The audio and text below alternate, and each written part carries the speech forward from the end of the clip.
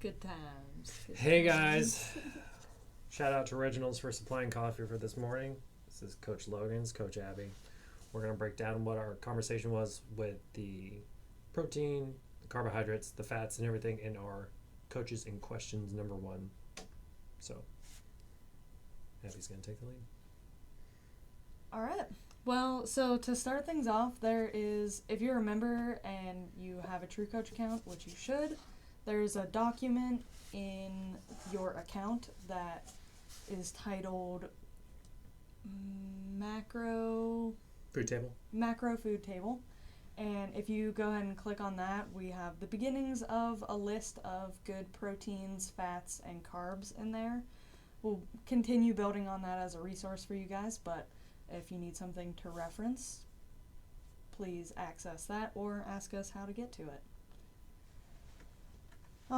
So to start out, we're going to talk about protein and how much protein you need, how to prepare it, and also kind of go over some non-meat options for protein and what that looks like and how you can supplement your diet to make sure you're getting enough protein and all of that stuff.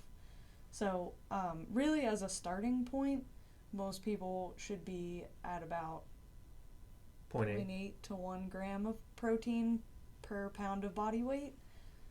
So for me, it's like 135 grams of protein per day, and but it all depends on what you're starting from.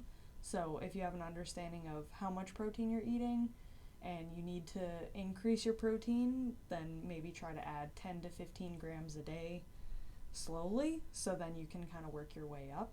And on that list are some good lean protein sources like chicken, turkey, fish, Lean ground beef. Tears of unicorns. Not tears of unicorns. Supplements as well, so whey isolates are good, but like we discussed, supplements are meant to supplement, so make sure that you're getting these lean sources. Trying to steer away from chicken thighs or anything less than 85%, ground beef or ground turkey, just so you know that the darker meat, try to avoid that. Whiter meat, less fat. And if you do have the darker meat, just know that it is higher in fat, so just eat it a little bit more sparingly than a lean meat. But enjoy it. Yes, yeah. Always enjoy it. If you're going to have something, better enjoy it. So, food prep. Oh, yeah. So, get a lot of questions about just how to prepare food and continue to make it taste good. If you prep for a couple days at a time and you're not someone that enjoys eating bland food 4 days in a row, which I think is probably most people. So one, seasoning is really important, so find a couple different seasonings that you personally really enjoy, and try to make sure your food tastes good at baseline when you're eating it, or when you first cook it. I always go for different seasonings at Trader Joe's. They have amazing blends of like citrus garlic or chili lime or like things like that are so easy, and I just load up my food with that. And you like Sriracha. spicy stuff. Sriracha. So sometimes I like spicy, sometimes I don't. So I have like, or they have like lemon pepper.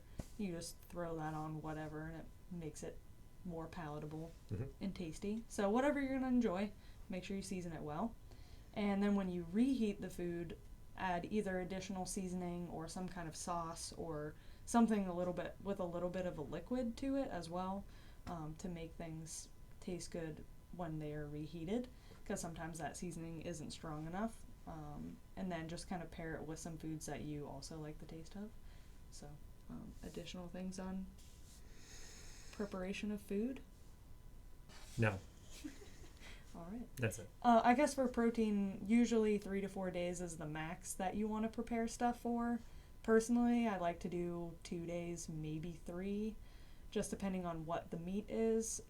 And then I just cook my proteins every few days, and then vegetables and carbs are easy to cook up when I'm actually about to eat. But those can last a little bit longer depending on what you're making. So. Yes. So for those vegans, vegetarians, I guess not, vegetarians, there's plant-based options. So more popularized lately have been types of noodles that are either soy-based, chickpea, hemp-based, edamame-based. So those are pretty good as a protein source. Just remember that the amino acid profile or the breakdown of the quality of protein is not going to be as high as, let's say, eggs or your protein sources that come from animals. So just keeping that in mind, you might be lacking some micronutrients. So good options out there. Nothing wrong with eating stuff that's not animal based, and it's getting better and better as the years go by. So just the considerations for that are keeping the maybe a potential supplement in there to fill in the gaps. Also, B vitamins we get a lot of B vitamins from animal protein, and that can also be lacking. So something to explore, ask your coach about, ask your doctor about, whatever it is. Right. Carb sources.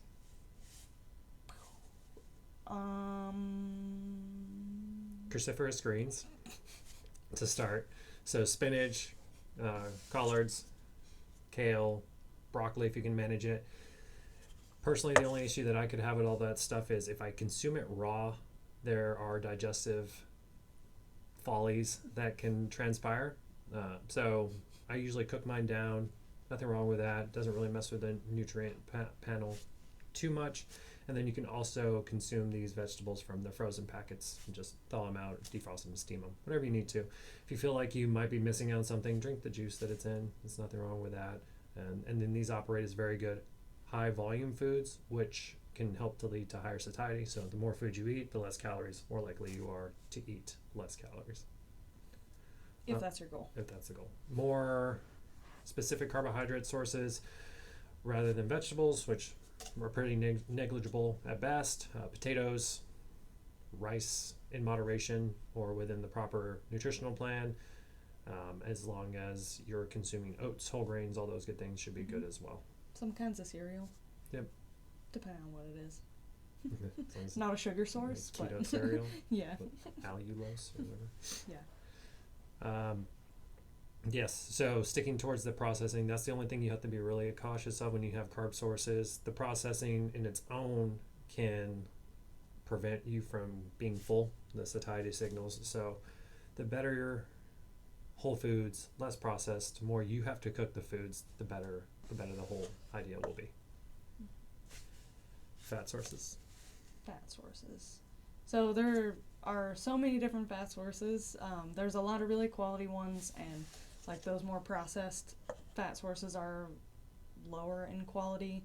Things you want to try to stick to, be it like an olive oil, avocado oil, grapeseed oil, things in that nature. Stick canola oil, vegetable oil is fine. Moderation, one of those kinds of things, just not a main part of your diet. But if there's foods that do have hydrogenated oils in them, you want to try to stick away from those as much as you can, or just try not to eat them on a consistent basis, because that's really too heavily processed and Trans fats. really bad for you. Yeah, trans. So, Yeah. And long term, but every once in a while, like, it's fine to eat. I can't even think of a food that has that. Not too many foods have it anymore. No. So that's good. Then fat sources, we didn't touch on this during the questions, but nuts, seeds, those are all good in moderation as well. They are very calorically dense foods. Some people do have allergies, so just be cautious of those as well, making sure that you get a good blend of fat sources, but nuts can be one of them. Nut butters are definitely calorically dense, so use sparingly. I challenge you to determine how much 2 tablespoons of any butter source is, particularly the peanut variety, and see how close you are to actually being accurate with that measurement. Good trial by error. Also, on that same note, we have protein sources that have 0.8 grams to 1 gram per pound of body weight, so roughly that 1 gram per pound is what you should be consuming. With fat sources, 0.3 to 0.5 grams per pound of body weight, just for hormonal regulation. That's the main idea for fat sources, hormonal regulation. And then the rest of your calories should be coming from carbohydrates. Depending on what nutritional goals you have set up with your coach or what you're trying to accomplish, you can always build out that plan accordingly. Yes. Nuts and nut butters are, in fact, a fat source, not a protein source. Also, beans are carbs. They have protein, but it's not a protein source. Right. So, on that same thought, food logging, tracking. When it comes to tracking food, the main starting off, you can reference the blogs that we have on the website for this as well. The main reason to track is to build awareness. You don't know what you're consuming, you don't know where to go unless you know where you're starting. So building a little bit of awareness, 3 to 5 to 7 days of tracking, honest tracking, weekends, McDonald's, cookie bars at weddings, you can determine how much you're actually consuming, so you know where's the best place to start, so you can incrementally a little bit better every single day towards those goals that would be considered optimal, as opposed to what you might be doing now, or you might be exactly where you need to be and you're doing just fine, and it's just a check-in. So taking a little screenshot of what you're consuming, making sure your goals align, and then not having to worry about it, and then continuing on to more of like eyeballing portions, not necessarily measuring out. Mm-hmm. Yeah, like size of the fist for protein, it's about 4 ounces, maybe a little bit more, which is fine. And then the size of your palm for carbs, veggies, all those kinds of things.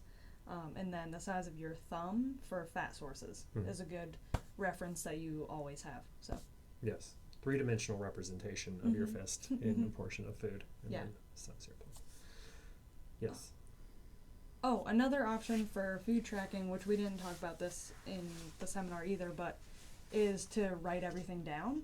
And when you do write things down, even if you just write the foods and not necessarily the quantities, just to focus on how the food's making you feel and bring awareness to how your food is or is not serving you in terms of energy level and mental acuity, focus, all of those kinds of things throughout your day, because food is really main it has a really heavy impact on like your ability to optimally operate during the day, and you might find that certain foods at certain times of the day are better served for you than other times of the day. Like for myself, I don't like to eat a heavy carb lunch because it makes me tired, but if I have it before bed, I sleep great. And so then I just save a bunch of carbs for before bed, and I know I feel way better with that than I do if I have a big thing of potatoes or whatever it is in the afternoon, especially if I have to work. I just get too tired. So, and then like have heavier carbs in the morning too, give me energy for my workout. But that's another good way to track your food, and then also just gain awareness on how you feel with your food. So, or if you have like any GI distress or anything like that, you can more easily connect to different foods or different times of the day with those foods. So, with that thought, fad diets. So we discussed a little bit about intermittent fasting, ketogenic diets, and all those things. The main takeaway from what a fad diet is and what's important, what you can learn from that would be, like we said before, awareness. So intermittent fasting, 16 hours of non-eating, 8 hours of eating. So you're fasting for majority of the portion of the day. Sometimes that just works for people. They can have that consistency, but a lot of them become more aware of what they're consuming, how much they're consuming, and then with intermittent fasting specifically, you have a smaller time window, so then you can eat less food. Ketogenic diets, these are usually the things that people have never done a diet before. They heard about it by someone on some website that's selling something, and then they decide to try it themselves. What they don't tell you is that they've never tracked before. They've never even realized what they're consuming. So this newfound awareness that they get from actually tracking allows them to lose weight, be more conscientious of what they're actually consuming, and then gets them into some consistent pattern, even if it's ketogenic, even if it's Atkins, even if it's just actually being aware of what you're consuming and shoveling into your mouth every day. Those things, those prioritizing of actually what you're consuming, like we said before, awareness usually comes from the fad diets rather than the fad diets actually being good diets and sustainable diets. Mm-hmm. I think lastly, we didn't really talk on alcohol consumption. Oh, right. So, very popular topic. If your goal is to lose weight, you probably shouldn't be consuming alcohol whatsoever. if your goal is to lose weight with no determined amount of time, have whatever you want. Expectation management is the key when it comes to alcohol consumption. We also discussed how setting yourself up for success on the weekends, if you know you're going to be going out, consuming alcohol, eating lots of food, putting yourself in a bit of more of a caloric deficit. One of the questions was, is it how many calories I'm consuming per day or week that matters? We operate more of long-term metabolically. So say you have 2,000 calories per day, that's 14,000 calories for the week.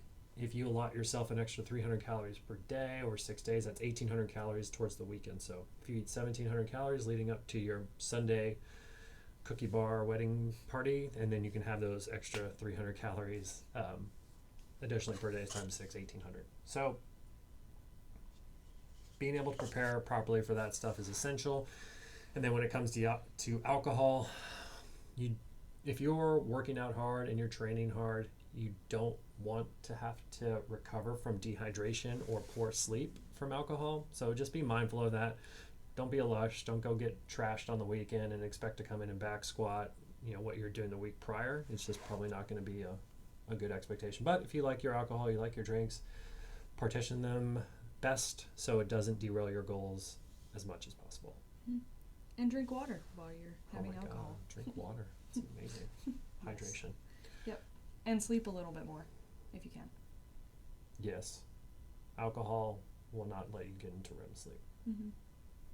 Yeah. It's mostly the recovery that alcohol botches. Mm-hmm. So it makes it a little bit harder to acutely you're for your not body gonna, to get back on track. Right. Short term, you Mm-hmm. won't really ruin anything. Mm-hmm. It's the chronic consumption of alcohol over a long duration. Like anything, Mm-hmm. if you're consistently working hard to do better, you'll do better. If you're consistently working hard to be a drunk, you're going to be a drunk and not do better. Well said. Yeah. There you go. Yeah. Yes.